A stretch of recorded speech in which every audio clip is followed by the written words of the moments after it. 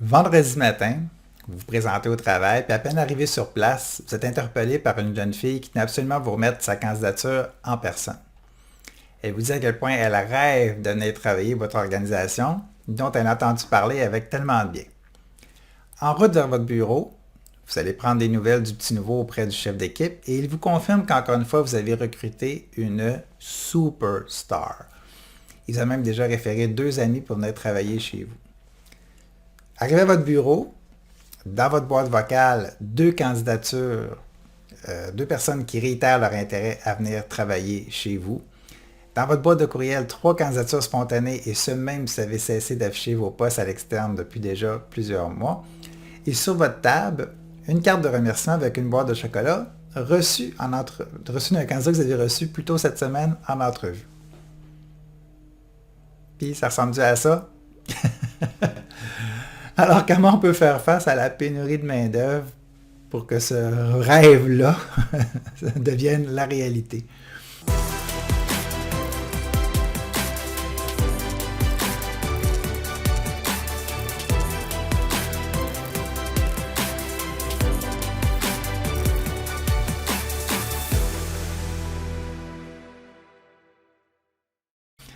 Alors, on va voir finalement c'est quoi les 3 piliers de recrutement efficace. Donc, des choses qu'on peut mettre en place relativement simplement. Il y a évidemment d'autres choses qui peuvent prendre plus d'ampleur, mais il y a des choses quand même pratico-pratiques qu'on peut faire. Donc, les 3 piliers du recrutement efficace, le premier pilier, c'est une offre unique. Donc, qu'est-ce qu'on a à proposer que d'autres n'ont pas à proposer?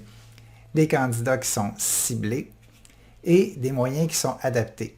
Les gens ne cherchent pas à travailler, ils cherchent à vivre des expériences. Donc, c'est un peu comme si on avait une job de vente à faire. Donc, on a une expérience de travail à vendre. Donc, on va voir c'est quoi mon produit, mon expérience de travail que j'ai à vendre. On va cibler des clients potentiels, donc des candidats qui sont ciblés, puis utiliser finalement les bons moyens pour rejoindre ces candidats-là.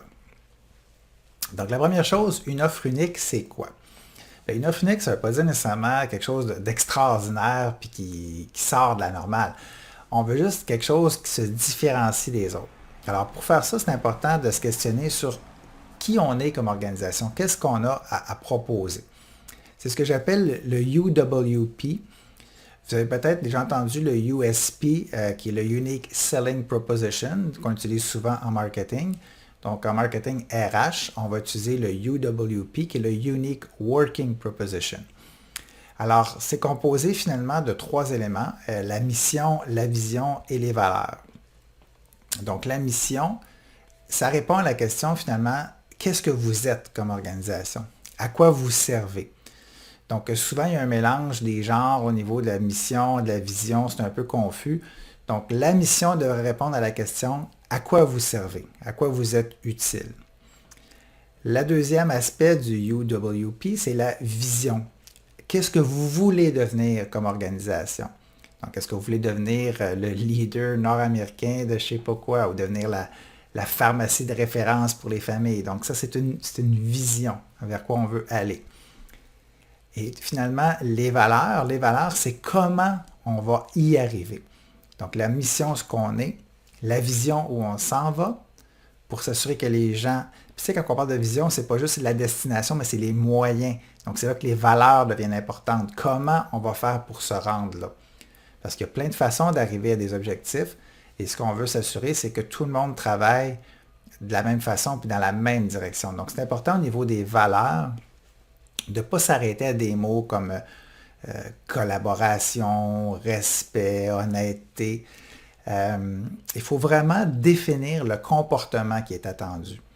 Donc, l'idée, c'est vraiment de dire, exemple, la collaboration, ça veut peut-être dire ne pas avoir peur, offrir son aide, ou au niveau de l'authenticité, de ne pas avoir peur de dire les vraies choses. Donc, c'est important que les comportements soient associés aux valeurs pour que ça devienne encore plus concret et tangible dans la tête des gens.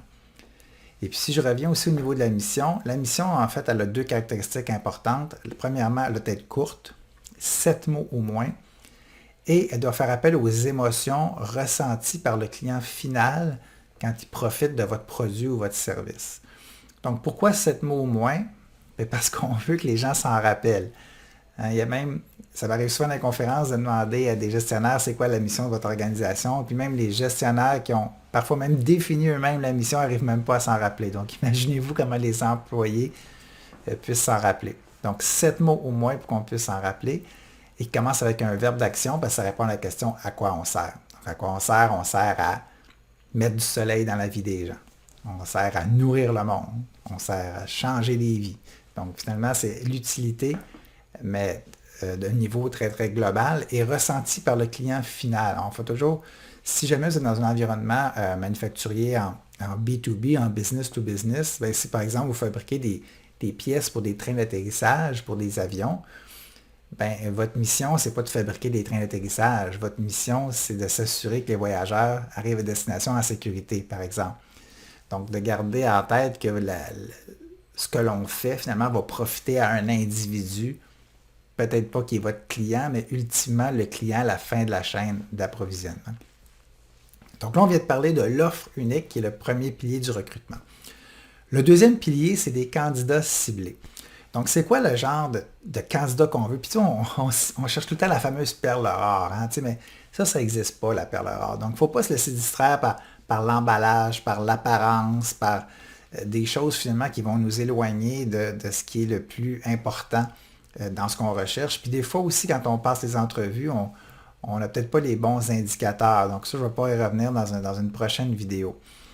Donc, l'idée, finalement, c'est que j'ai fait une étude auprès d'à peu près 1400 personnes. Je leur ai demandé de prioriser 20 attentes pour un travail satisfaisant. Donc, il y avait une liste de 20. Et voici le top 3. Donc, évidemment, on ne veut pas faire de généralisation, mais ça va donner quand même une bonne idée de c'est quoi les attentes des gens. Attente numéro 3. On va faire le décompte à l'envers. Attente numéro 3. D'avoir des valeurs personnelles qui sont communes avec celles de l'organisation. Numéro 2. La relation que j'ai avec mon superviseur. Donc, vous avez souvent entendu l'expression, on joint une organisation, mais on quitte son patron. Donc, la relation que j'ai avec mon superviseur, une relation respectueuse. Et finalement, la possibilité d'avoir un horaire qui est adapté à ma réalité. Donc, la beauté avec la progression du télétravail, c'est que ça permet une certaine flexibilité au niveau des horaires. Et ça tombe bien, ça se trouve être l'attente numéro 1. Alors, comme organisation, il faut se poser la question d'abord, est-ce que moi, qu'est-ce que je peux promettre et que je vais être capable de livrer aux gens? Parce qu'on a beau connaître les attentes que les gens veulent, mais si par exemple on sait que les gens veulent un horaire adapté, je ne promettrai pas un horaire adapté si je ne suis pas capable de l'offrir. Donc, il faut vraiment faire un travail d'introspection, faire l'inventaire des raisons pour lesquelles les gens ont joint notre organisation, faire une espèce d'étude comme j'ai fait, qui va permettre justement de faire ressortir les véritables raisons et vos atouts que vous allez pouvoir mettre de l'avant et promettre pour pouvoir cibler les bons candidats. Ce qu'on veut en fait, c'est attirer les bonnes personnes pour les bonnes raisons. Donc, livrer la promesse, respecter la promesse, c'est très important. Et le troisième pilier, c'est d'utiliser des moyens qui sont adaptés pour rejoindre ces clientèles-là. Alors évidemment, il y a plein de bassins de recrutement dans lesquels on peut aller. Je vais vous en présenter 7 qui sont un peu négligés et peut-être que dans lesquels vous pourriez aller recruter vos prochains employés. Le premier bassin de recrutement négligé, c'est les 55 ans et plus. Donc, les gens qui sont pré-retraités ou nouvellement retraités. Des gens qui ont de très fortes aptitudes en service à la clientèle, qui sont très dévoués, qui travaillent souvent par choix, donc pas nécessairement par obligation. Ils ont déjà accumulé peut-être un fonds de retraite ou de l'épargne, mais ils veulent avoir une deuxième carrière, une nouvelle carrière qui est peut-être plus collée à leur passion. Donc évidemment, ces gens-là ne cherchent pas nécessairement un travail à temps complet.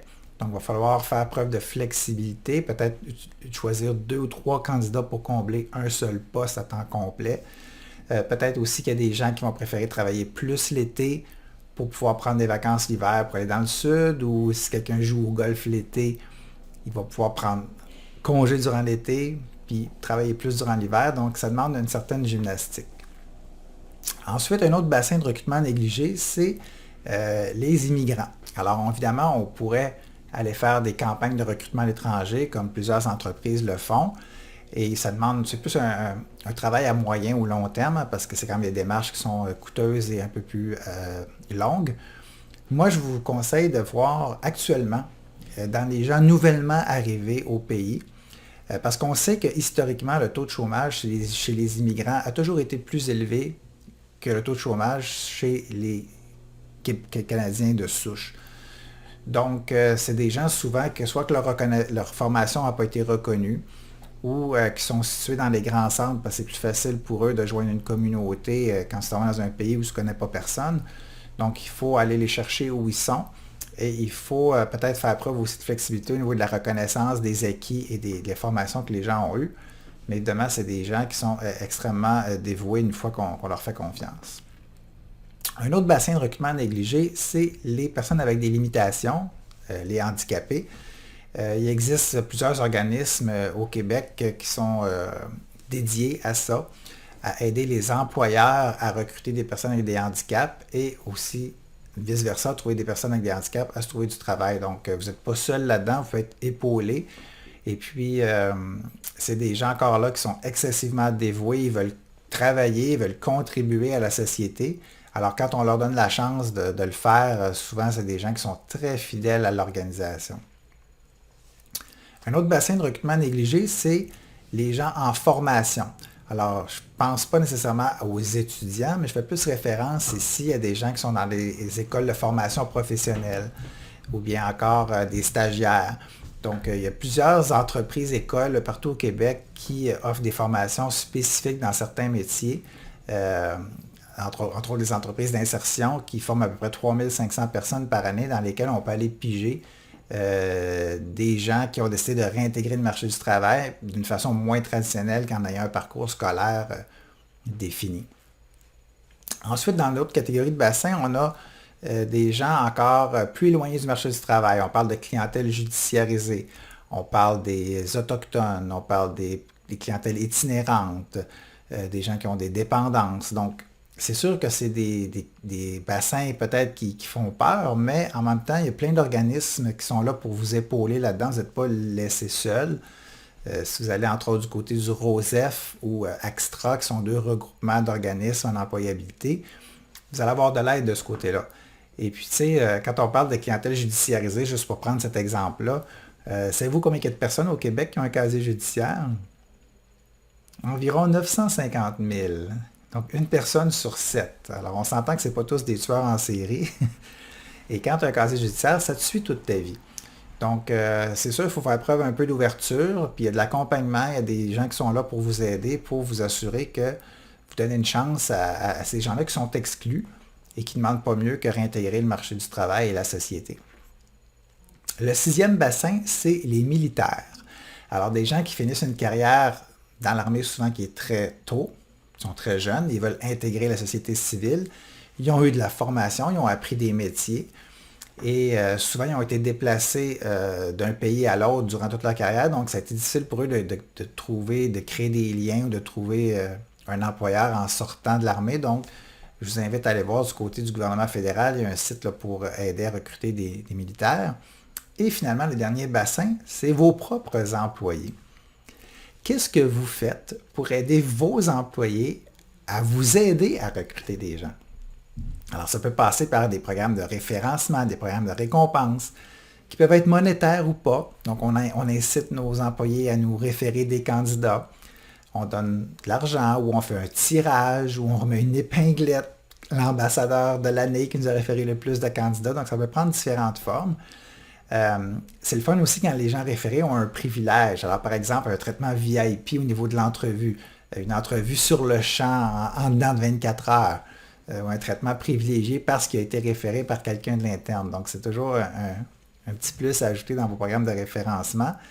Et donner les outils, les moyens finalement à tous vos employés pour qu'ils puissent vous référer un maximum de candidats. Ça peut être sur les médias sociaux, on peut proposer un petit message à partager. Donc, tout le monde est sur les médias sociaux. Donc, vous n'êtes pas obligé, vous, comme employeur, à développer toute une stratégie ou simplement à proposer un message à vos employés en les invitant à partager avec l'ensemble de leurs amis sur les médias sociaux. Alors, j'espère que ces stratégies vont pouvoir vous aider à faire face à la pénurie de main-d'œuvre parce que vous savez, c'est pas terminé. On en a encore pour au moins une dizaine d'années où il y a plus de gens qui quittent le marché du travail qu'il y en a qui entrent. Évidemment, tout ça causé par le déclin démographique. Donc, ça va être important de se démarquer des autres si on veut survivre. Merci.